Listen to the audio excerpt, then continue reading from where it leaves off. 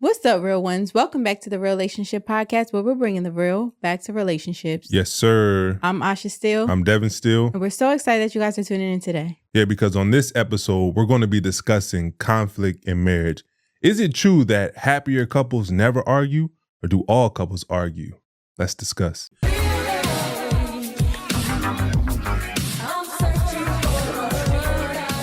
Hey, y'all. How y'all doing? Ew. We about to start this over. No. We about to, don't let the South bring this out of you, the hey y'all stuff. Go ahead. Finish what you were saying. Listen, y'all, if y'all are listening to this, I need y'all to stop. Seriously, stop. Not if you're driving, but if you are somewhere comfortable and safe, I need y'all to stop and look at my hat, you guys. Okay, I am in not full-fledged, but I got my hat on because, you know, we're in Houston and this is like rodeo season, right? Right. And we went to the rodeo a few days ago, had a time, y'all. We had a time, okay?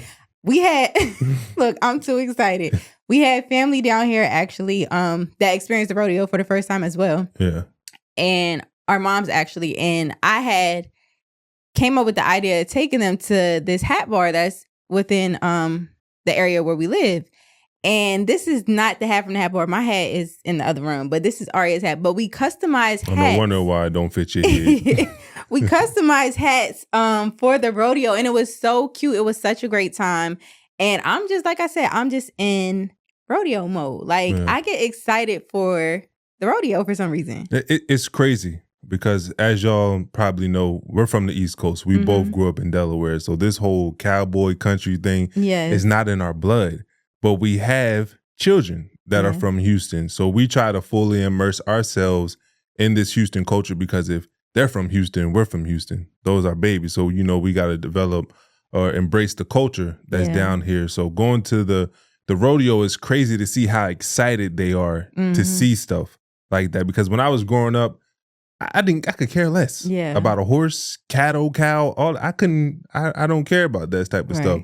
But we went full blown. I dressed up like a if y'all cowboy. Didn't see, I'm gonna add the pictures to the YouTube video. You look like a cowboy for real. He looked good. You look good. Thank you. No, so they wanted to really embrace, you know, this rodeo look. So we went out there. We brought outfits, and I definitely look like a full blown cowboy. But I think it was just fun. I was telling Asha the other day. I think that's why it's important not to just stay where you grew up at because you won't be able to experience all the world has to offer. So from us just moving a lot, living in different states, I think that we have a better perspective on the world because we interact with different people. We embrace different cultures. And I think it's a fun experience to be able to do that throughout your lifetime. Yeah, I think that the culture itself, you saying that it's an amazing experience because, like you said, when we're from Delaware, Wilmington, Delaware, small state, small town, right? Yeah. And you get so used to a certain way of living, right? And if you don't get outside of the area that you're at, you think that's all there is. Right. So coming down here, it was very eye-opening to see, even now, like when we would go out and see Black cowboys or women that's dressed up a certain way, that's embracing that culture that we never seen, and just learning different things, even from other places that we visited as well, that we wouldn't have been exposed to, like you said, had we not left and traveled and gone other places and lived other places. So I'm just excited. You know, if y'all don't know, y'all probably do know, Aria is a Texas girl at heart. So like let you know too. Listen, so I'm a Houston, Texas girl. Right? Throwing up her age and everything. But just us trying to fully embrace, like I said, the culture and really instill it in them, because it's kind of hard. Like when you're not from somewhere and you don't know that culture, you don't know the area and everything like that, and you're raising children from there to really figure out, okay, what is what, and instilling those values and that surrounding culture in them. Right. So I think just, you know, this is just one aspect of it. It's many more aspects to it, but just being able to really embrace and enjoy going there and going with family and exposing ourselves to things differently. Different things, I think it was a lot of fun. So yeah, but we've been here going on 8 years? Yeah. 8 years. So I'm like a full-blown Houstonian. So on behalf of all Houstonians, I'm going to say, while we think it's important for you to travel and not just remain in the place where you were born and raised in, stay out of Houston. We don't need no more people. Oh my goodness. It's crowded. It is crowded because it seems like everybody is moving here. Yeah. The traffic is crazy. It doesn't matter what time of the day that you leave. Yeah. You're going to be stuck in traffic. So on behalf of all the people who were born and raised in Houston and us adopting this Houstonian life, stay out of Houston. They're going to say, y'all better get out too. But no, let me take this hat off, y'all, because you're probably hot. It is hot. I ain't even going to lie. My head is hot. She going to get her hat back. Like, what is this brown brim around my head? It's your mom's forehead. He got jokes. But anyways, moving right along, do you have something you want to keep it real about? I do. So I just want to apologize to all of our listeners out there and all of our real ones. I'm going to take a bit of accountability real quick, brief. What you did. What you done did. So y'all haven't got an episode in a couple of weeks. And I just want to come clean about something. It's not that we didn't shoot episodes, right? I've been traveling. As y'all know, I'm back in school, so I have to travel back and forth. What you shaking your head for? Nothing. I'm just saying the truth shall set you free. I have to travel back and forth to the East Coast, to Philly, for school. So me and Asha shot some episodes so that when I was away, they can be edited, put out there. We don't skip a beat. Y'all don't miss a week. That rhymes. Dr. Seuss' birthday was the other day. So, and we did that. And when I got to Philly, I went to edit the videos and I realized that I dropped my memory card on the airplane. So I have the video. If y'all don't believe me, I have the video, but there's no sound in these videos.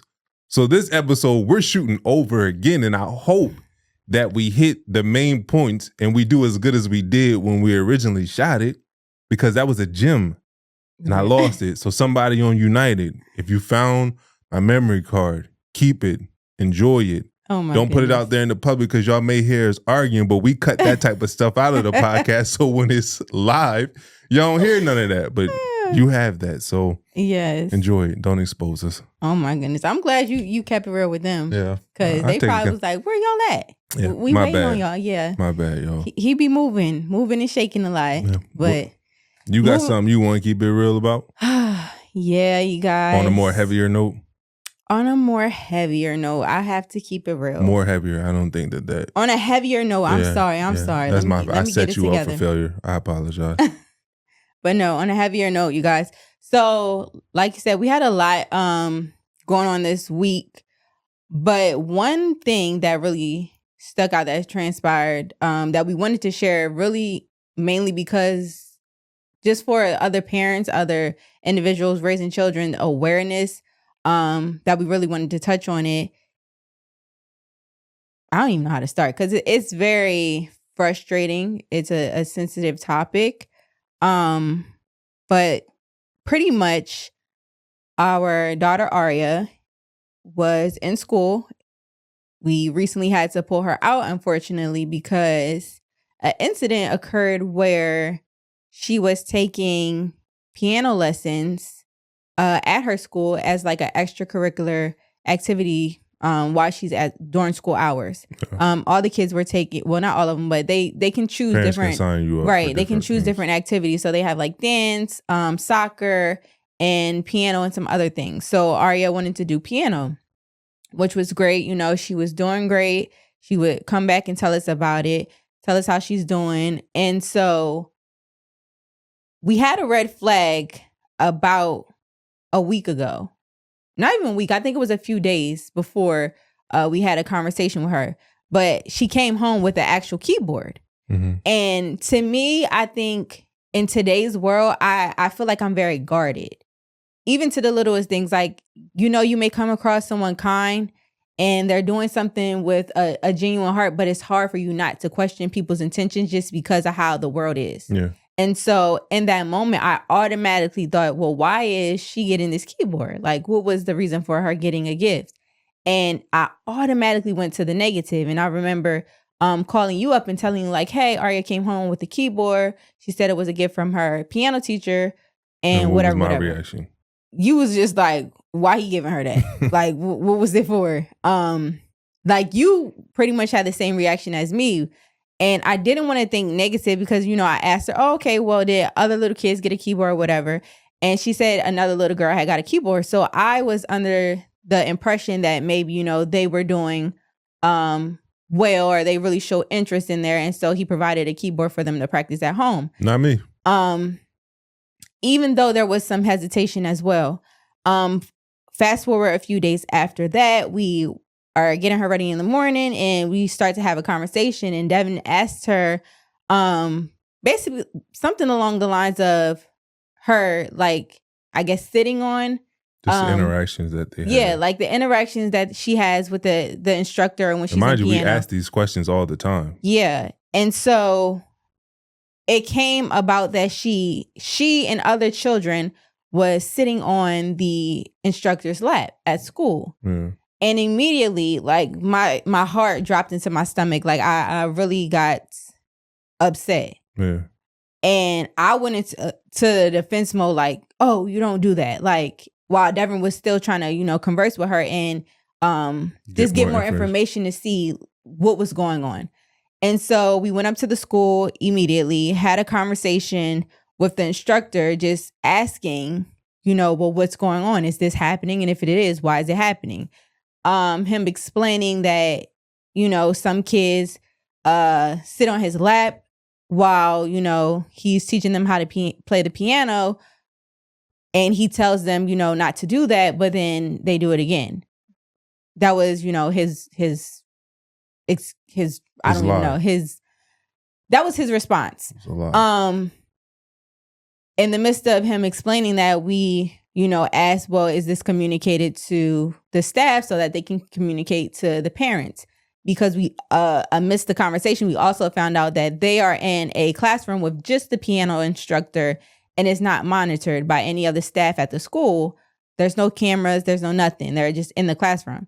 So again, it's just sending up red flags, and it makes you feel very uncomfortable as a parent, like I said, with everything going on in the world, that you don't know if your child's safe. You don't know what's going on. You don't know if your child's protected.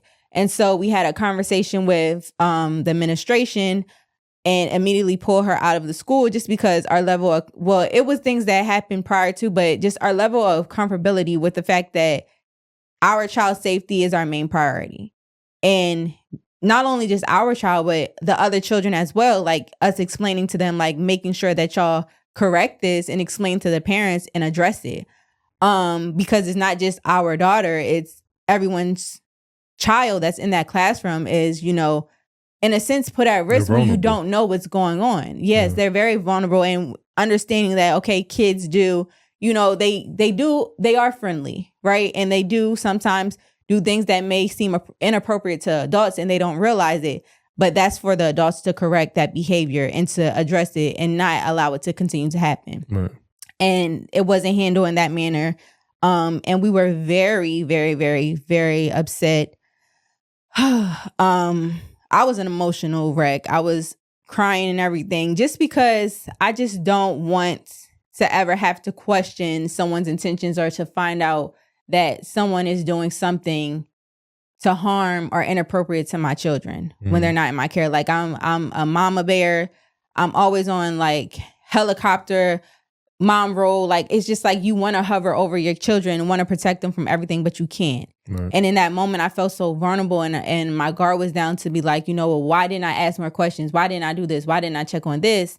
Where it was just like you were saying, like, thank God that we were able to ask those questions like we did, and we had those conversations before it could possibly get to somewhere else, so that we could explain to her and we could handle it. And so we say all that to say pretty much, like, it's so important for you to have conversations with your children daily. It's so important for you to have those tough conversations, to ask those questions about how their day is going, not just allow for it to just be, oh, it was okay. No, the details, even at the tender age of 3 or 4, when they're communicating, you can understand them, to ask those questions, because when they're not in your care, it's still your priority to make sure that they're being taken care of the way that you want them to be taken care of. Yeah. And I mean, I know everybody can't do this because everybody's situation is different, but I think being able to send your child to school when they're able to talk and share what's going on and express how they feel is really important, because if your kid is not at that stage, they can't tell you what's going on at that school. So the fact that we have these type of conversations all the time, it helped us out. And the fact that Aria is able to communicate what's going on and let us make decisions decisively. But I was pissed. The guy didn't even really have that much of a chance to talk, because I could already tell he knew what he was doing was wrong. And he was trying to come up with excuses of why it wasn't communicated to the administration or why these things happen. But I don't play about my kids at all. Yeah. So we're going to do everything that we can to protect them. And we just wanted to share this on the Keeping It Real moment, because we all got kids. A lot of us are parents. And, I think that it's important for us to share this type of information so that we're not susceptible to these crazy things that go out here in this world, because everybody don't care about your kids the way that you care about them. And they're not going to take care of them the way that you would take care of them. So we got to advocate for our kids when they can't advocate for themselves. Yeah. Or even when they can advocate for themselves, I'm still advocating for them. Absolutely. But I think that's the importance of teamwork. Like even me and you going up together and handling that thing, because when you have both parents walking into that space and letting them know you're not going to play with my kids, it's a different type of respect that you get. Yeah. It's a different type of, like, you can tell he wasn't, I know because I'm 6'5", like 290, he wasn't expecting me to walk into that room, and he was shaking the moment he walked into the room. But I think having both parents show up and show like, yo, even if we not together, we on the same team when it comes to our kids, and our kids won't be disrespected or violated in any way, can go a long way. Yeah.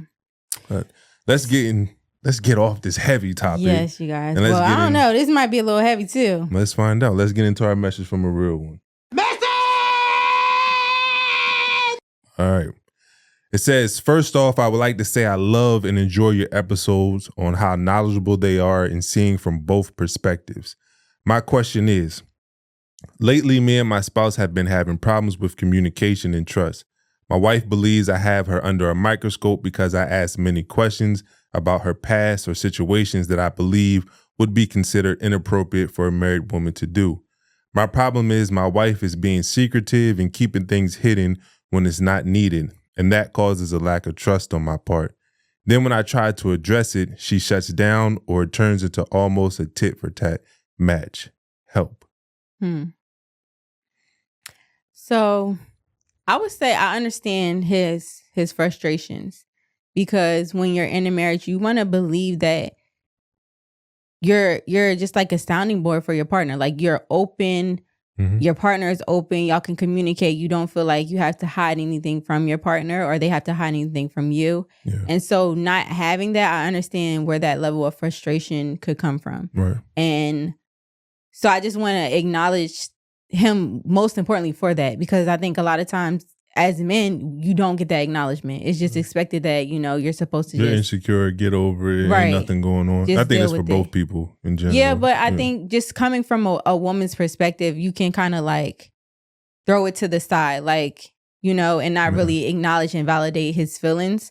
But I think just knowing that level of frustration is valid, and that you will want for your wife to communicate whatever those concerns are with you and not turning it into a back and forth match. But I also want to make sure that I say as well, whatever space where they're communicating, that is a safe space for both of them. A lot of times when we approach a conversation or we approach a partner, they may feel attacked, especially if there is things what they're being secretive about and they are not comfortable sharing, or they're trying to hide. So they automatically go into the defense mode and feel like they're being attacked, right? Yeah. And so I think when it's a space that's created where it's like, I'm coming from a place of love, not a place of judgment. I'm not trying to attack you. I just want to talk to you. I'm your husband. Like, you're my wife. We don't have to be combative. We don't have to have a back and forth match. Let's just discuss it, which it seems like he's trying to do.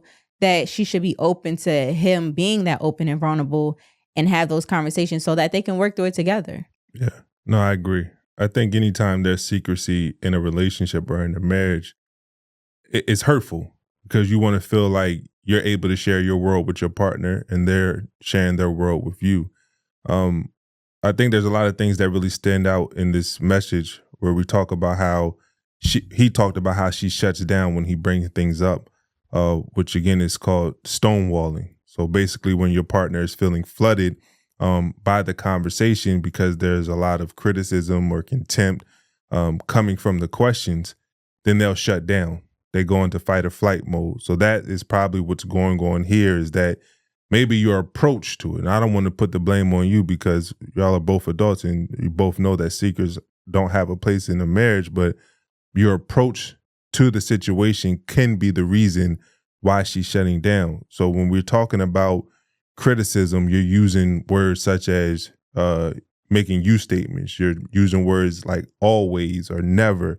And that'll cause somebody to shut down. When we're talking about contempt, it's like you're coming from a place of you're better than, that you never make any mistakes, that you do everything right. And when those two things are present in any type of conflict conversation, it's going to have negative outcomes associated with it. The thing is, and I know we're talking about this in the topic of this episode, conflict in marriage and do happy couples never argue? Conflict in a marriage or any type of relationship is inevitable. You're going to argue. You're going to have conflict. But when you can make a discussion about a negative experience positive, then you will reach a solution to the problem. But anytime you have a negative experience talking about something negative that happened, you're going to have a negative outcome. Mm-hmm. So we have to come together and find ways that we can have a positive experience, that we can sit down and talk about negative things that go on in our relationship, and we come to a common ground, a common solution on how we're going to be able to move forward. So the answer to the question is no. Happier couples don't argue less, but they know how to argue the proper way. They don't attack the person, they attack the problem, and they disclose the issues or the challenges that they're facing in the relationship. Yeah. So going into a marriage, I was one of those people as well who thought that conflicts in a marriage was a red flag. Yeah. It was a sign that we were on the brink of divorce. This wasn't working. We didn't get along. Because I really didn't have a clear idea of what marriage looked like. Mm-hmm. And so I related that toxicity or that conflict or the argument that we were having as failure. Yeah, like this must not be the right relationship. And so in doing that, I constantly, like I said, I would throw around if maybe we're supposed to get a divorce. Are we supposed to be together? Instead of coming up with ways and finding a solution of how we can work through that conflict and understanding that it's inevitable, right? Yeah. And even to go as far as to looking at the vows that we had when we were first getting married, of saying, you know, phrases like for better, for worse, richer for poor, sickness and health, you know, all of that are signs of it's not going to always be good. There's going to be conflict. There's going to be trials, but this is what I'm signing up for. I'm not going to just leave when something is not right or something's going wrong. I'm going to weather the storm with you. And I think a lot of times we don't look at those vows and really take them as seriously as we should when we're in the marriage. Mm-hmm. And I think that's what, like I said, unfortunately, I did as well. And so I started to use the resources that we had to learn more and understand that, you know, a conflict in a marriage doesn't mean that it's a bad marriage. Yeah. You know what's interesting? What the research says about conflict in a relationship is that 69% of relationship conflict is about perpetual problems. Mm-hmm. That basically means things that will never change. Yeah. Like people's thoughts on family, whether one person wants to have children or not, spending habits, how somebody feels towards their in-laws, the clashing of personalities or different religious beliefs. These are perpetual problems in a relationship that will never be resolved. They can only be discussed. Mm. And you find a way to be able to navigate those challenges together without ever really expecting you to come to a solution. The other ones are just solvable problems. So the attention really needs to go to the solvable problems. What are the things that we actually have control of? Mm-hmm. What are what we call it? Controlling the controllables. Yes. Things that are in your control that you have the ability to change. That's not a perpetual problem. The focus should be on trying to come to a resolution about those type of things, being able to disclose it. Because again, a lot of times we tend to equate low level of conflict with happiness. And that's really not the case. You have to be able to manage conflict, because whenever I get a sense of pride and happiness when we have an issue and we're able to work through it together. It doesn't impact me in a negative way, but when we are butting heads on a topic and we can't come to an agreement, that's when I feel the negative effects. But it's not necessarily the conflict that is the problem. It's how we solve the problem. So if y'all learn better ways to deal with conflict in your relationship, then you will experience higher levels of happiness. Before we wrap this up, we just wanted to give y'all the 3 choices you can make when you're faced with conflict in a marriage or a relationship. Number 1 is to attack and defend. So if we go back to our message from a real one, if you're attacking your wife about her secrecy, the number 1 thing she's going to do is defend herself, to push back, to do the tit for tat like you just talked about. And then eventually she's going to shut down. So obviously attacking and defending is not the route that you want to go when it comes to handling conflict in a relationship or marriage. The second way that you can deal with conflict is to avoid or deny. We said on plenty episodes before that one of the reasons why marriages or relationships fail is because of lack of self-disclosure. We don't want to talk about the issues. We don't want to talk about the challenges because maybe we've been on a streak where we're getting along, we're not arguing, we just don't want to deal with it no more. So we don't bring up issues in our relationship because we just don't want to mess up the good times. Not understanding that these things are piling up, you're sweeping it under the rug, and then one day, all it takes is to be triggered one time and you're going to bring up all the issues in your relationship that you avoided before. And then you start to slowly grow apart for somebody. The last one, which is the best one, is to self-disclose and connect. Talk about your challenges. Approach it in a way where there's no contempt or criticism, and use that as an opportunity to connect. Because like I said earlier, when me and you are able to talk about the challenges, the shortcomings in our relationship, and we're able to come to a resolution and really have an understanding of each other's experience, I feel more connected with you because we worked through a challenge together and we succeeded. So those are the 3 approaches that you can take when dealing with conflict in your relationship. And it's so important. If you really want to have a happy marriage, this is where you have to start. You have to start with learning how to deal with conflict. So hopefully you guys enjoy this episode and learning that conflict in a marriage is inevitable. It's not about you not having conflict. It's about you being able to communicate that conflict that you have. And so until next time, you guys, keep it real. Yes, sir.